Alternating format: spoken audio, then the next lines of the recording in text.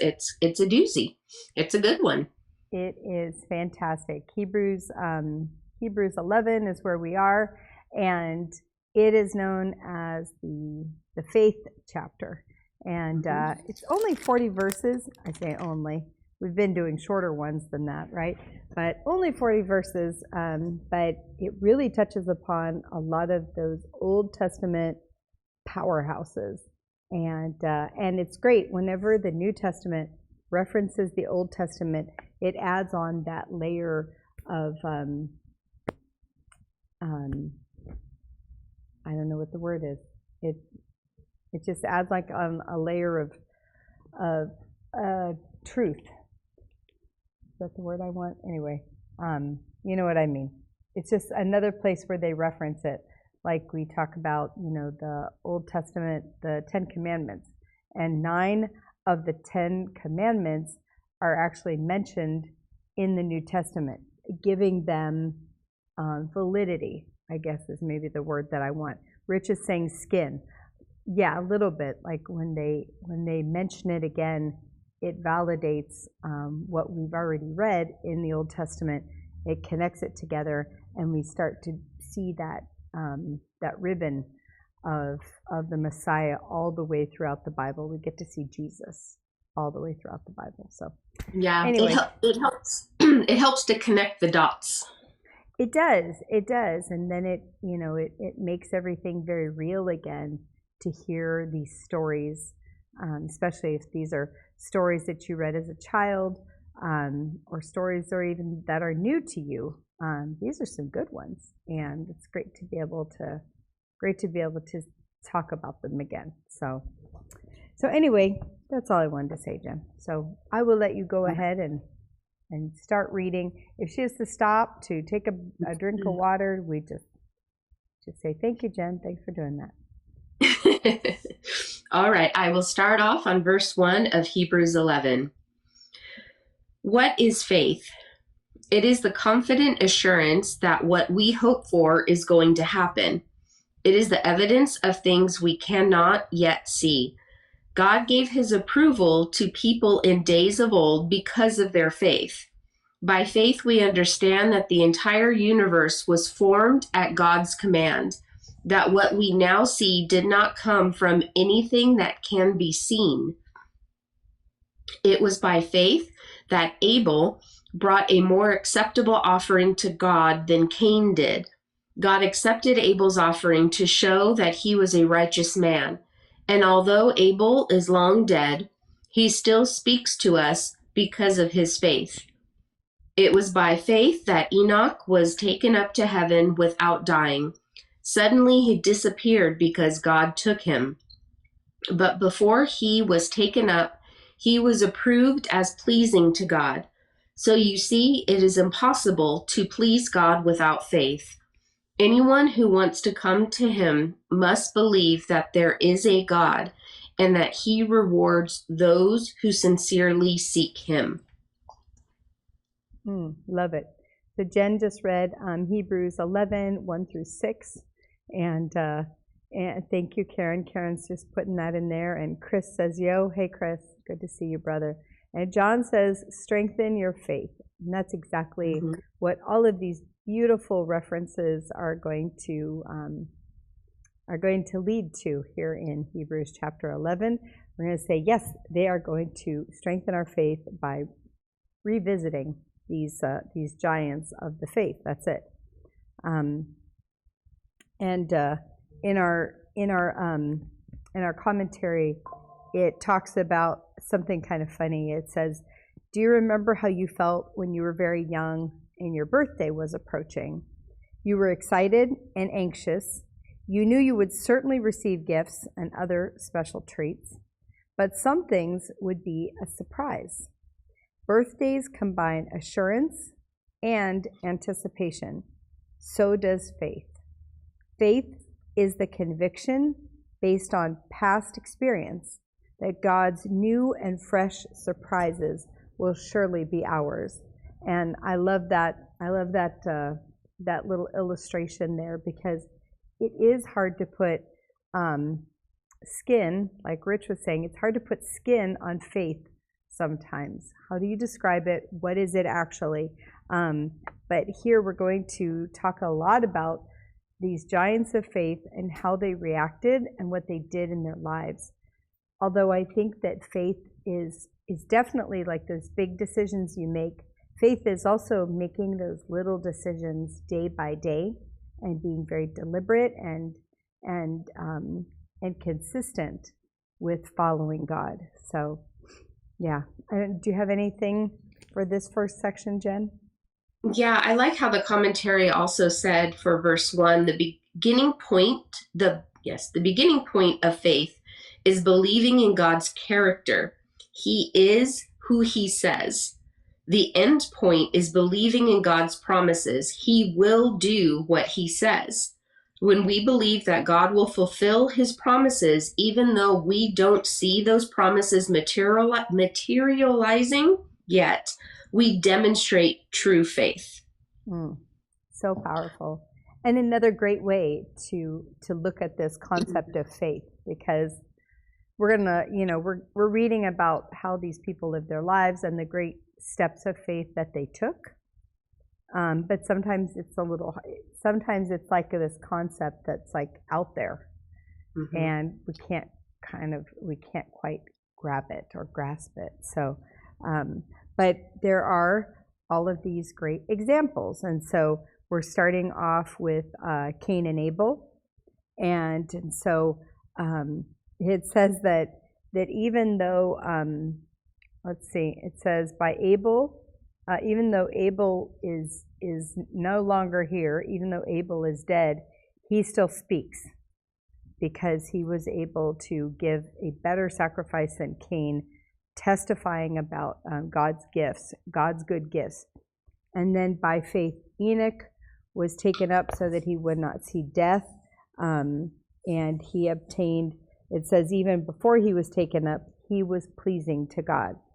And then comes Hebrews 11:6, which is probably a verse that you've known or maybe you've memorized. Without faith, it is impossible to please Him. And so that knocks me on my backside a little bit, because I'm like, wow, like I'm trying to please Him, and I probably don't always put faith at the forefront of my mind. When I'm trying to do things for the kingdom. You know what I mean? Maybe it's just something that I have, but it makes me think, like, is this something I should be prioritizing? Let's see. Rich says, any old age. I'm not sure what you're referencing there, but I'm sure that, that verse always hits me between the eyes. That's what Rich says. That's right. Without faith, it is impossible to please Him. And then John says, building a great faith gives us greater hope. And that's definitely true. Like Jen was reading, faith is not just looking back to what He's done, but knowing that God has got me, knowing that Romans 8:28 is for me, and knowing that I've got a great hope to lean on, and I'm not just out flailing in the wind, and He's going to drop me off a cliff anytime soon. And there's a great peace in knowing that all the promises that God has said and has given to us in the Bible, and there's a tremendous amount of them, if they have not come to pass, they are going to come to pass. And there's a peace in knowing that. It takes the fear and the anxiety and the stress away from a situation that you may be in, or a time in your life that is stressful, knowing that He is going to be with you through it all. That's right. And it just mentions in verse 6, it mentions that he who comes to God must believe that He is, and that He is a rewarder of those who seek Him. And so we do hear a lot about this, and people always say, what about those people who don't know Jesus? What about those people who will never get a Bible? Honestly, that's not our reality here in America, but let's kind of hit it on the head. it talks about God is assuring us that all who honestly seek him, who act in faith on the knowledge of God that they possess, will be rewarded. So if they don't have a Bible, if they don't know the Three Circles version of the gospel conversations to explain how Jesus came down and all that stuff, don't worry, because God has a plan for them too. And God, we've read elsewhere in Scripture that God can reveal himself through nature. I think about even like the American Indians, right? I mean, they had such a beautiful respect for nature and for animals and for the weather and for the land, and how like nobody could own the land because they were just, they're just vagabonds passing through, and so they really believed in. So it's such a healthy thing, and they didn't have a Bible, and so it's great. It's great that we don't have to worry about how God reveals himself to everyone.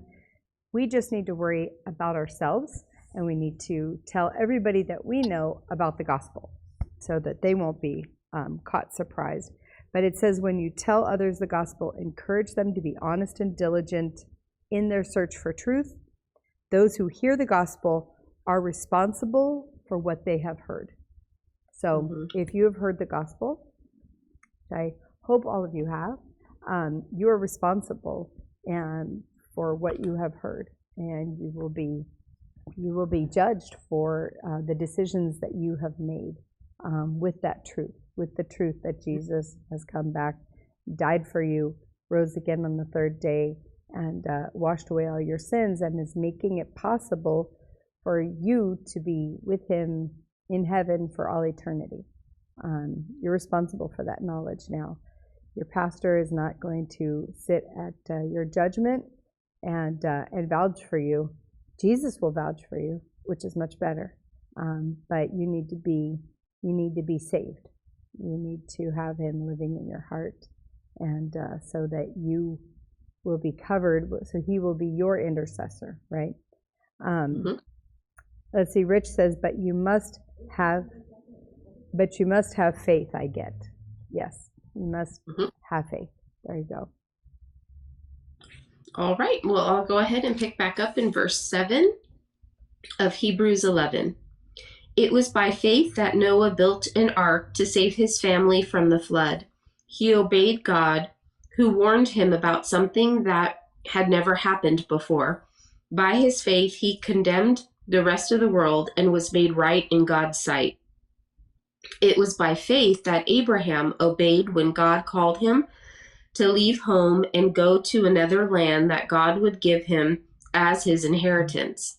He went without knowing where he was going, and even when he reached the land God promised him, he lived there by faith, for he was like a foreigner living in a tent. And so did Isaac and Jacob, to whom God gave the same promise. Abraham did this because he was confidently looking forward to a city with eternal foundations, a city designed and built by God. It was by faith that Sarah, together with Abraham, was able to have a child, even though they were too old and Sarah was barren. Abraham believed that God would keep his promise, and so a whole nation came from this one man, Abraham, who was too old to have any children, a nation with so many people that, like the stars of the sky and the sand of the seashore, there is no way to count them. All these faithful ones died without receiving what God had promised them, but they saw it all from a distance and welcomed the promises of God. They agreed that they were no more than foreigners and nomads here on earth, and obviously people who talk like that are looking forward to a country they can call their own. If they had meant the country they came from, they would have found a way to go back. But they were looking for a better place, a heavenly homeland. That is why God is not ashamed to be called their God, for he has prepared a heavenly city for them. Love it, love it. So ending there in verse 16, and we started in verse 7. I love the faith of Noah. We were able to go and see the Ark in Kentucky, and it is massive, and maybe you've seen the Ark on some scale. And I mean, I know that it took him decades and decades to build the Ark, but it is such an undertaking, and he was the butt of many jokes. People didn't believe him. People thought he was crazy. A lot of people talk about how there may have never been rain before, and so he was warning them about something that they had no concept that would even ever be scary. Why would water be scary? Water just stays in lakes and oceans and stuff. So it's very, very interesting that Noah, by faith, built this incredible thing and saved humanity. Honestly, saved humanity. John wrote, when he says everyone that hears the word shall be saved, he's talking about hearing with the inner ears and not the outer ears, because a lot of people have heard with outer ears and still do not know God. You have to hear with spiritual ears, for sure, for sure. It is a blessing. And then Rich says, all things are possible through Christ Jesus. That is also true. That is also true. So, Jen, do you have anything to add about Noah or Abraham? Well, with Noah, it kind of reminds me, if you want to talk about somewhat current events, if you've ever seen the movie, it just went out of my head, with Kevin Costner, Field of Dreams. Oh. The movie Field of Dreams. Yeah, where he's hearing from people and stuff, but nobody believes him, and they all think he's crazy because he goes and he builds this baseball field in the middle of his cornfield. His home is going to be foreclosed on, his farm, and so it kind of reminds me of on a smaller scale of what Noah must have gone through. Yeah, absolutely. Rich says that's a good movie. I agree. Mm-hmm. It definitely, in the commentary, it talks about how Noah experienced rejection because he was different from his neighbors. God commanded him to build this huge boat in the midst of dry land, and God's command seemed foolish to maybe even to Noah and to everybody else. But Noah decided to obey. And it says, as you obey God, don't be surprised if others regard you as different. But your obedience makes their disobedience stand out. I think that's very, very telling. Your obedience will make their disobedience stand out. So, and then Abraham, his life was filled with faith. And at God's command, Abraham packed up, and he didn't just pack up. In those days, people who had a lot of land and had a lot of possessions, had a lot of animals, had wives, had servants, had all of these things. Packing up and moving was not an easy thing. If you've ever moved, you know that moving is not easy, period. But he had a lot of people with him, and God didn't tell him where to go or where he was going or when he was going to arrive. He just said, pack your stuff and head out. I'll let you know when you get there.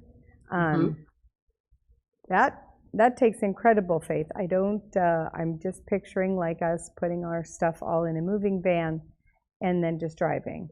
God's like, I'll let you know. Like, where are we going to live? What kind of season is it going to be? What are we going to wear? What are we going to need? God's like, don't worry about that. I'll let you know when you get there. That's a pretty big walk of faith right there. Absolutely. Crazy. Absolutely. And then the promise that they were going to have a child. Yeah.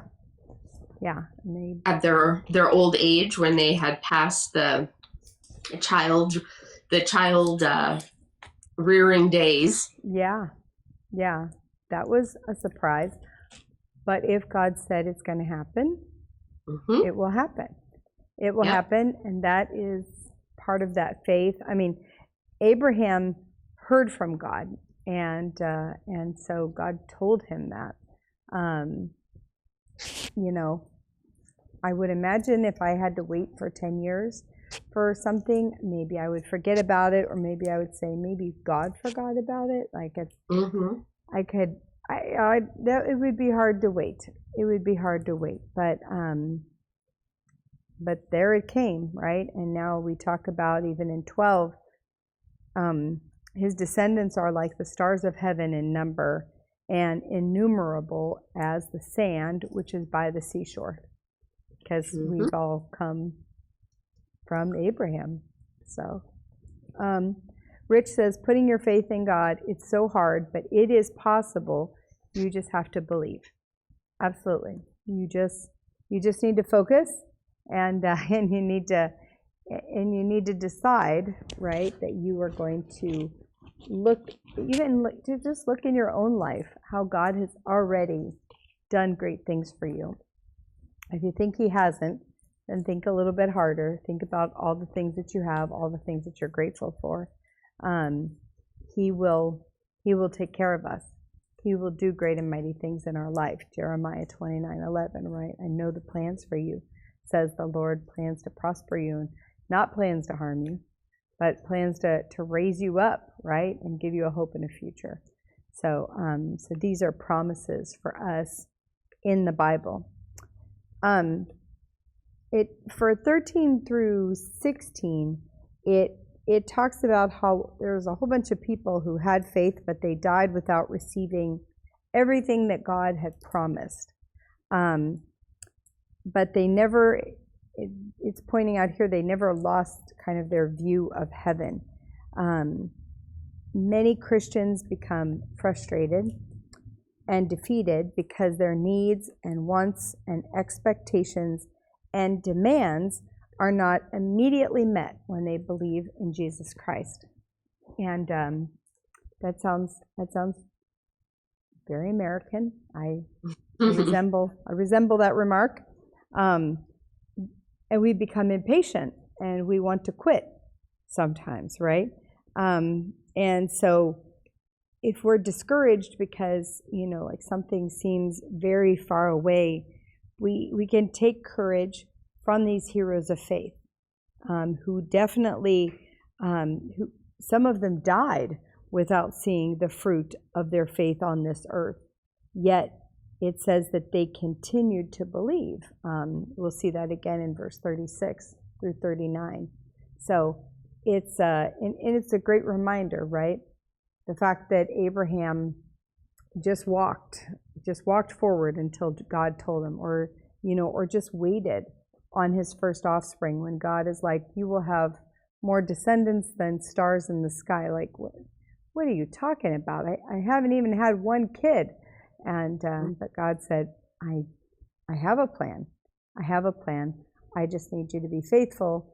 Like Rich said, I just need you to believe in me. So. All right. Well, I'll go ahead and pick back up in verse 17 of Hebrews 11. It was by faith that Abraham offered Isaac as a sacrifice when God was testing him. Abraham, who had received God's promises, was ready to sacrifice his only son Isaac, though God had promised him, Isaac is the son through whom your descendants will be counted. Abraham assumed that if Isaac died, God was able to bring him back to life again. And in a sense, Abraham did receive his son back from the dead. It was by faith that Isaac blessed his two sons, Jacob and Esau. He had confidence in what God was going to do in the future. It was by faith that Jacob, when he was old and dying, blessed each of Joseph's sons and bowed in worship as he leaned off on his staff. And it was by faith that Joseph, when he was about to die, confidently spoke of God's bringing the people of Israel out of Egypt. He was so sure of it that he commanded them to carry his bones with them when they left. It was by faith that Moses' parents hid him for 3 months. They saw that God had given them an unusual child, and they were not afraid of what the king might do. It was by faith that Moses, when he grew up, refused to be treated as the son of Pharaoh's daughter. He chose to share the oppression of God's people instead of enjoying the fleeting pleasures of sin. He thought it was better to suffer for the sake of the Messiah than to own the treasures of Egypt, for he was looking ahead to the great reward that God would give him. It was by faith that Moses left the land of Egypt. He was not afraid of the king. Moses kept right on going because he kept his eyes on the one who is invisible. It was by faith that Moses commanded the people of Israel to keep the Passover and to sprinkle blood on the doorposts so that the angel of death would not kill their firstborn sons. Wonderful, wonderful. And so that's through verse 28 there. Mm-hmm. And so many powerful stories. I'm just recalling them even as Jen is reading them, and it's pretty amazing. John says they trusted and had faith in God, but like a lot of us, they felt the need of helping God along the way. That's why they went on a limb, and they went out on a limb and had a kid, especially for Abraham, and Sarah gave her handmaiden Hagar. Yeah, they thought that they would help God. That's for sure. But then Sarah and Abraham did have a child, right? And they named him Isaac, and then God said, "I'm going to need you to sacrifice Isaac." Like I can't even imagine. Like what? We just had him, and he was a miracle. But like it says in the scripture, I think God, Abraham was like, well, he'll just bring him back to life or something. And he kind of did. But in the commentary, it talks about if you are afraid to trust God with your most prized possession or your most prized dream or the most prized person you have, pay attention to Abraham's example. Because Abraham was willing to give up everything for God. He received back more than he could have imagined. What we receive, however, is not always immediate or in the form of material possessions. Material things should be among the least satisfying of rewards. Our best and greatest awards await us in eternity. So I love that the commentary said that. Like if you feel like you can't trust God with your people or your stuff or your dreams, keep an eye on Abraham, because he definitely trusted God with his people, with his possessions, and with his dreams, and ended up having more than he could have ever imagined. Rich says, nothing really changes, does it? Except your faith in God, Jesus. You have to make your choice. You have to make your choice, yeah. Even in these stories that we're reading, like these are stories that, on some level could happen today. And so there's kind of nothing new under the sun. That's for sure. You have anything, Jen? No, just that that the faith that these mighty ones from the Old Testament are eye-opening. Like if you really put yourself in their position, could you do what they did? Yeah, I don't know. Sure. Sure. Like, yes. I would hope so, but I don't know. I that's something I gotta work out, I guess. Yeah. Those are hard. I mean, I'm so grateful that God has not, asked me to sacrifice my child. Like Mm-hmm. that would be very, very, very, very, very, very hard. Um, but yeah, but there's a lot of things, for Isaac, for Jacob, for Esau, for Joseph, for Moses, like all of these stories, they all have miracles laced through them, and they are all pointing to Jesus. And so that's fantastic, because if our lives point to Jesus, then we too can be known as the great pillars of faith of our time. And so, yeah, Rich says he honestly doesn't know. He doesn't know if how he would react either. And God gives and God takes away. That's right. And John says, look at what Abraham told the servant when he said, you stay here, the kid and I will go and do the sacrifice, and we shall return. He had faith that Abraham and his son Isaac would return.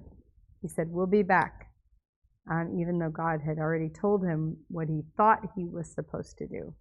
But yeah, I mean, I think that, I can't remember exactly, but I'm recalling that Abraham even told Isaac, when Isaac said, like, where's the sacrifice? And Abraham told Isaac, God will provide. God will provide a sacrifice. And, he didn't say, like, you are the, he didn't say that. He said, God will provide a sacrifice. And he did. There's that ram caught in the bush, caught in the thicket, and they were able to sacrifice that animal just as God had planned, right? So there you go. Rich says, was it ram stew? Maybe so. There you go. Maybe it was delicious. Not entirely sure. Not entirely sure. But a whole bunch about Moses there in 25 all the way down. Well, I think it goes all the way down to 29. But Moses was one of Israel's greatest leaders, right? And obviously we have a lot of knowledge about him. He was a prophet. He was a lawgiver. And so it talks about how he did not, he could have easily just lived as the Pharaoh's grandson, but he didn't. And it took a lot of faith, and it also took a lot of courage to live as the Israelites did. And so it would have been easy to just stay wealthy and powerful and have everything that you need, status, achievement, but he saw something. He saw something else. He saw God's long range plans, and faith helps us to look beyond the world's value system, the stuff that everybody says that you need right now, to see the eternal values of God's kingdom. So Moses is a great man of faith, and it's wonderful that they included so many great tidbits about his life here in this chapter of faith. I agree. Well, I will go ahead and pick back up in verse 29 of Hebrews 11. It was by faith that the people of Israel went right through the Red Sea, as though they were on dry ground. But when the Egyptians followed, they were all drowned. It was by faith that the people of Israel marched around Jericho 7 days, and the walls came crashing down. It was by faith that, is it Rahab? Yeah.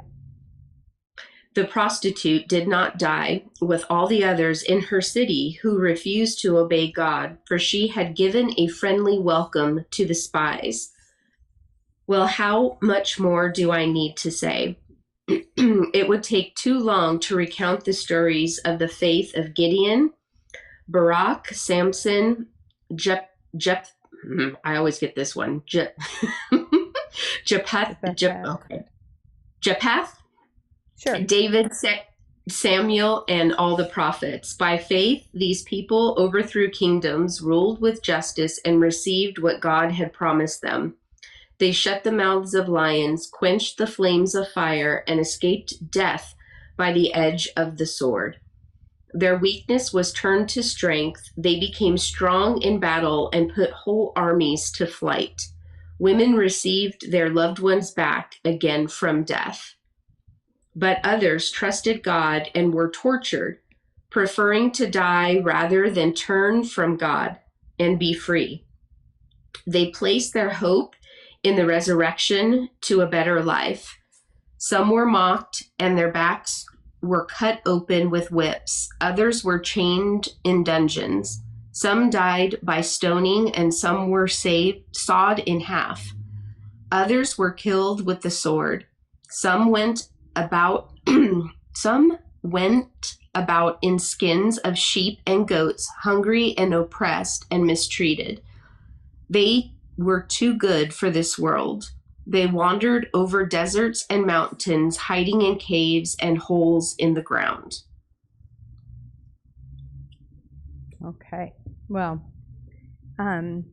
we start off with in 29. We start off like with the Red Sea and how they walked through the Red Sea as if they were on dry land.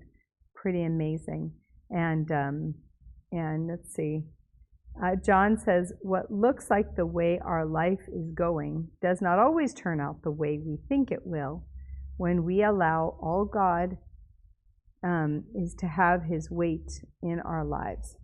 So yeah, we definitely, I think we've talked with John, Jen and I have talked with John in the morning, and he will sometimes remark how he didn't think he'd still be here at the ripe old age of 81. I think that's about it. He didn't think he'd still be here. He thought that he would be the one that would go on to glory first, and he's outlived two beautiful wives, and so it's always interesting, right? What you think would happen, what you think would take place, and yet John is still here. He is still teaching every Thursday. He's still praying every morning and every day at noon. He's still on here on Tuesday, Wednesday, Thursday nights and helping us. So, yeah, John, I'm sorry, brother.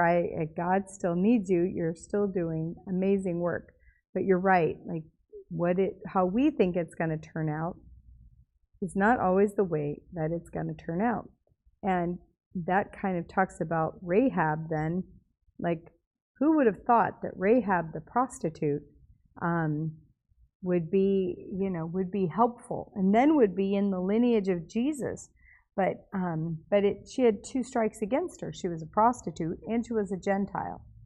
Yet she was so very helpful, and then they spared her life and the life, I believe, of her family. And so that's just amazing stuff, amazing stories, and how God redeemed her, and how God used her, and how she helped us, as the people of God. Just loves it. Yeah, it's just so fabulous. And then he talks about in verse 32, he's like, well, there's just a whole bunch of other stories. There's just a whole bunch of other stories. And I don't even think I have time for all of them. Like, wow, that's probably true. That he's just going to like summarize here, but all of the things that happened to them, good and bad. I'm grateful that the Bible points out some of the good stuff, right? Like they were redeemed, they were saved, and then others it talks about they were tortured, they were stoned to death, they were, it's like they were cut in half. Like, wow, probably didn't have to put that, but to a point, right? That it's extreme. It's extreme sometimes. And even though we here in America we're not facing those issues today, There are people in the world that are facing those issues right now. We could face those issues in the future, tonight, tomorrow. So it's very, very, very interesting that he lists all of this and reminds us not just of their great faith, but the triumphs and the tragedies that went along with the stories of faith in their lives. Right, in the commentary for verse 32, it's having a steadfast faith in God does not guarantee a happy, carefree life. On the contrary, our faith almost guarantees us some form of abuse from the world. Yikes. It's just true. It's just true. I wish it wasn't. You wish it wasn't, right? In a little further down, it says, many think pain is the exception in the Christian life. And so when suffering occurs, we always like to say, why me? Why me? I've said it myself many times. We feel like God is deserting us, or we accuse God of not being as dependable as we used to think he was, right? But in reality, we live in an evil world filled with suffering, even for believers, sadly enough. But God is still in control. He allows some Christians to become martyrs for the faith, and he allows others to survive persecution. Rather than asking, why me? Sometimes it is more helpful to ask, why not me? Why not me? Our faith and the values of this world are on a collision course.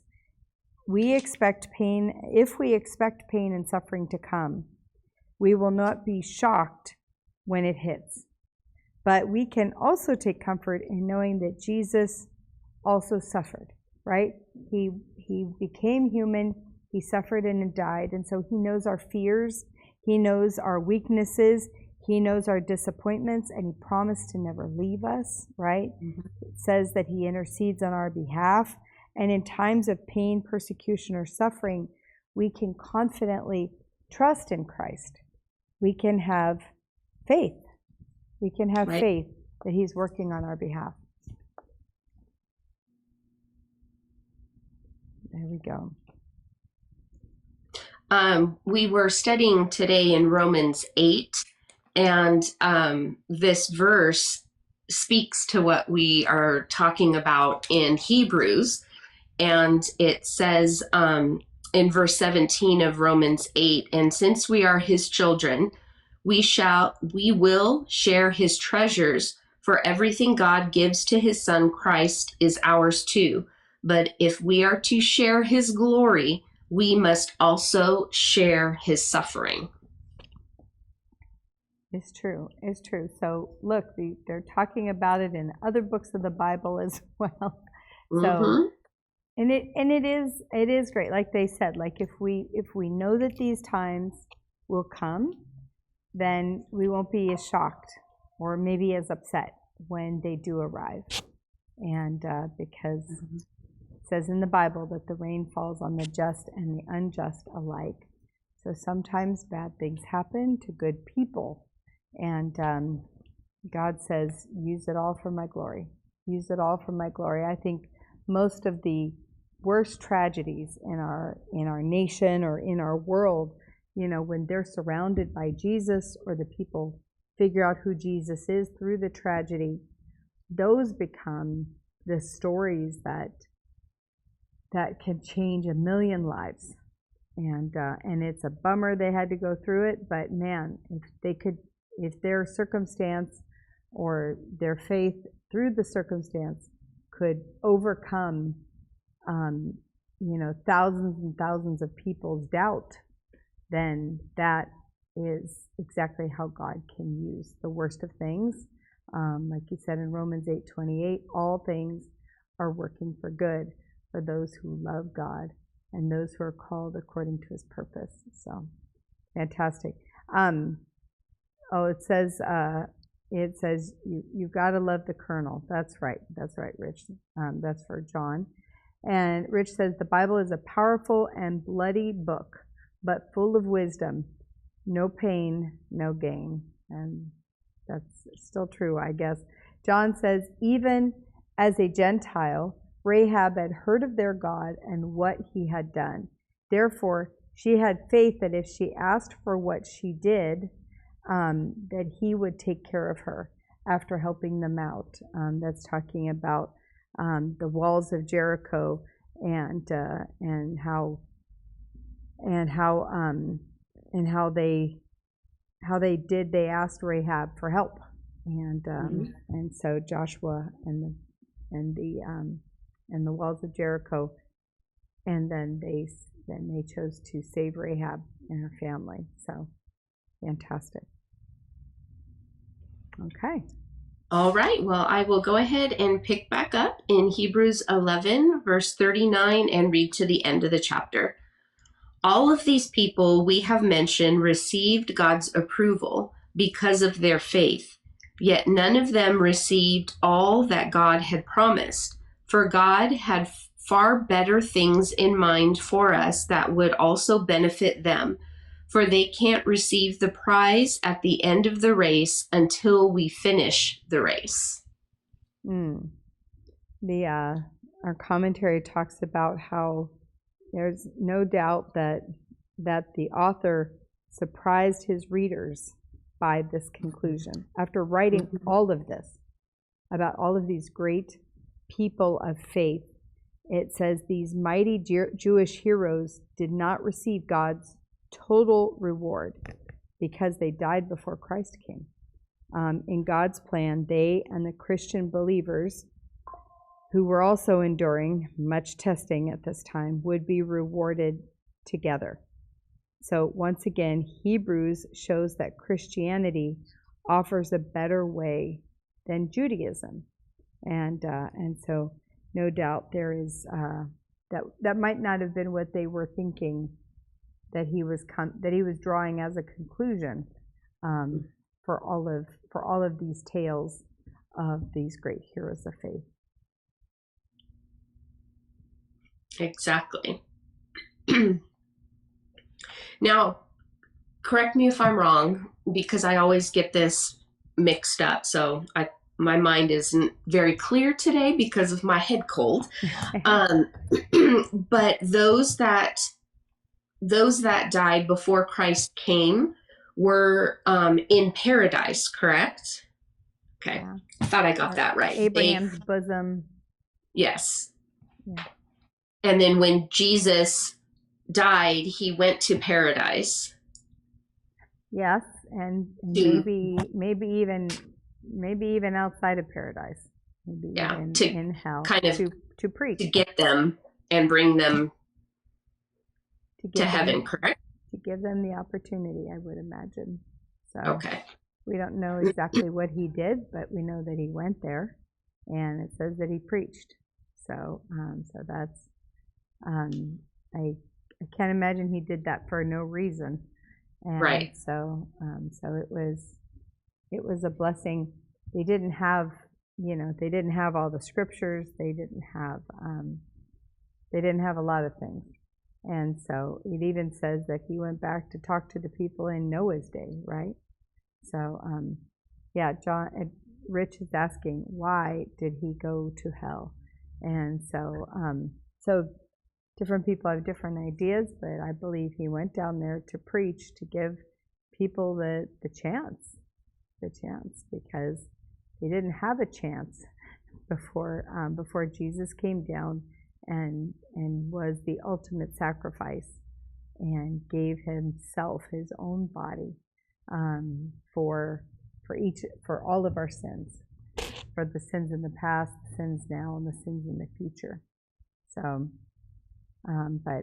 but when we get up to heaven, we will be able to ask him about his sermons in hell, or maybe he's stopped by paradise. Maybe everybody could hear them all at once. I'm not sure how it's all set up, but we do know that Lazarus and the rich man, right, they were able to see each other somehow, between Abraham's bosom or paradise and where where he was, and so they were able to, like, I don't know, have some kind of even a conversation. So very, very strange. We don't understand multi dimensions, right?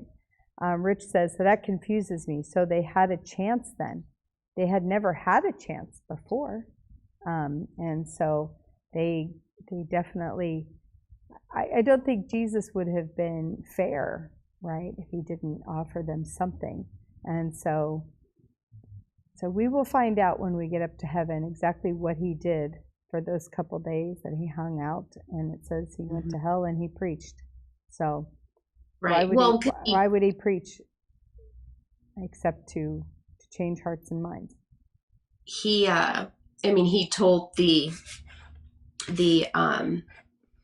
prisoner on the cross that today you will be with me in paradise. He didn't say you will be with me in my Father's kingdom.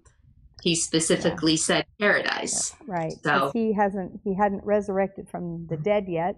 Correct. He hadn't the ascension hadn't happened, that he would go back up into heaven and sit at the right hand of the Father. And so there are some things left to do.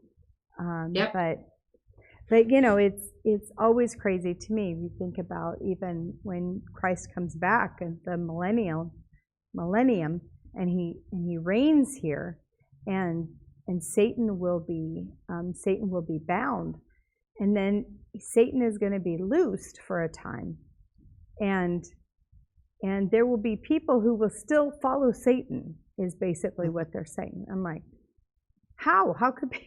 But people are different, and not everybody gets it. So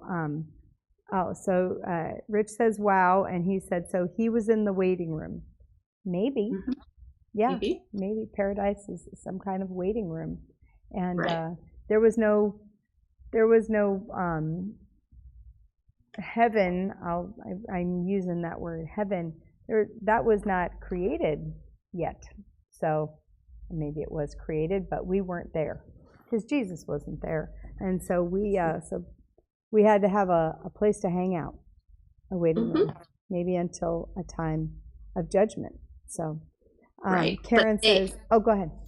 It wasn't necessarily hell that they were in, because they weren't being tortured or all of that, but they were in a waiting area. Yeah, they could see hell, I believe, because of the story you were telling about Lazarus and the rich man. Yeah. So that you could see over there, but you weren't put over there, I think, until Jesus came and said, hey, you have a choice. Yeah. So, we're definitely, I think that, and hold on. Karen says that we love verse 40. God has made a better plan, provided something better for us. Yeah. And Rich says, wait, do we know that for sure? Rich, I want you to head to the scriptures, and I want you to read about that. We definitely, if you read through the stories of his death and resurrection, read all 4 Gospels. Just Google where they are. It's easiest. And read about what is told that Jesus did. And then you can fast forward into Revelation, and you can read about what it is that's going to happen. Sometimes they talk about that time prior. So you can do some research. Definitely let us know what you find. But we are always here. And so if you have any more questions, I don't, chapter and verse, Google it. Google it, because I don't know them off the top of my head, and we are 1 minute here, but we're always here, and so you have our numbers. You can definitely text us and ask these great questions, because these are great questions. Right. But verse 40, I'll just say, it says, because God had provided something better for us, and so that's just a great reminder that God is watching out for everybody. And it says that he will, when we talked about that before, that they're going to be, oh goodness, where was that they said that, like, that they're going to be judged on what it is that they know and how it is. I think that was in the very beginning of the chapter. And so it's powerful. It's powerful to know that God has a plan and God is a fair and a just God. And so, yeah, he says, okay. And definitely, I know that I always want to ask about what happened to these people or what happened to these people. The truth is that we also just need to be worried about what we're doing, how we're living, and who we're telling the gospel to. Because if we're not telling the gospel to anybody, we should be more afraid about what's going to happen to us than what happened to the people in the past. Hold on, John has one more comment. He says, I believe he went to paradise to preach to the ones that had their sin covered, and he washed away their sin with his blood. I don't think he preached to the one in Hades because they had died in sin. So there you go. So this is John's commentary. I'm not entirely sure, but here's what I do know, is that we will find out. We will find out. I know we want all the answers. I want all the answers too, but I think I would be remiss if I just said, I think this is it. It said he went to hell. So you can even ask him yourself. What do you think? What do you think happened? What do you think happened? My God is a fair and just God. Rich, to Google Lazarus and the rich man. So if you read about that, it talks about it too. There you go. Yeah, I don't know. He says cool. I don't know all the chapters and the verses right off the top of my head, but neither do I. But they're in there, and they are. And hey, maybe even by not giving you the exact places to look, we're going to have you work a little bit, and then it'll help to cement those in your head. So right, and we'll have God will reveal what He wants you to know. That always happens. Happens. So great. So in your seeking, you might find out greater things than we know, and that would be great because then you could share them with us. So thanks, everybody. Well, that is Hebrews chapter 11, the great faith chapter. So powerful. I hope you were encouraged this evening by all of these amazing stories of faith, of great faith.